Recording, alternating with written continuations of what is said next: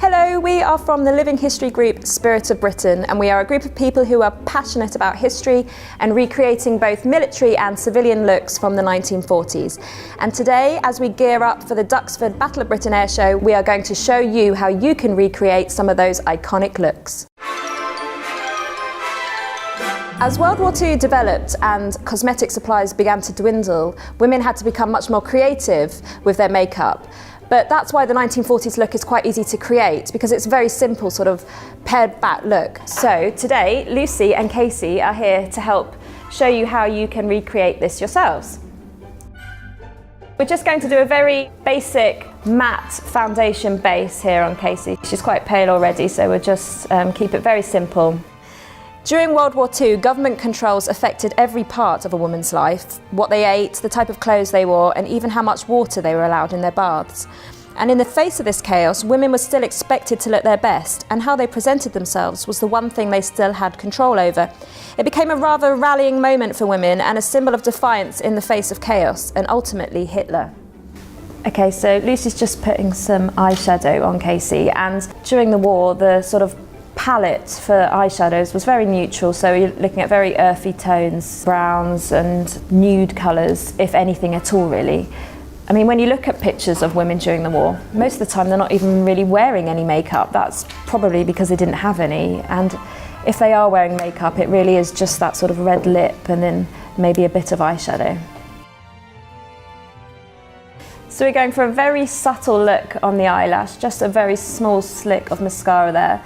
Of course, when you see pictures of Hollywood starlets and such from the time, they were most likely wearing false eyelashes. But the mascara tube as we know it didn't really exist then. They had a sort of brush, wasn't it, with a sort of cake of mascara, and it was a bit awkward. So we want to just keep that nice and subtle. We're just going to add a little bit of pink to the cheeks, or rouge as they would have called it. And one thing that they could have done if they'd run out of rouge during the war is use beetroot. And we know that women did do this, and they used it for their lips as well when they ran out of lipstick. So now moving on to the iconic red lips. So even if you have hardly any other makeup on, you can put on red lipstick and people will instantly recognise it as a 1940s makeup look. The lipstick that we've chosen is a very matte finish, and that is more like the lipstick that they would have had in the day, but in order to put it on nice and evenly, we've added a little bit of lip balm to the brush just to make application a lot easier.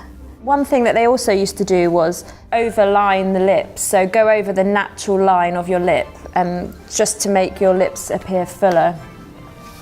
So I think that the red lipstick has become so iconic of the 1940s makeup look, really because if you had nothing left in your supplies of makeup, all you needed was one little bit of red lipstick left at the bottom of the tube, and they could put that on and they would feel glamorous and fully made up. Gorgeous. So the last step is just to apply a matte powder all over, just to take away the shine, and that's it. Nice and simple. Just to recap, we did a very simple base, a neutral eye with very subtle mascara, blusher, the iconic red lip, and just finishing off with the matte powder. Just very simple, glamorous look that anyone can do, just like us. We're not makeup artists, but very simple.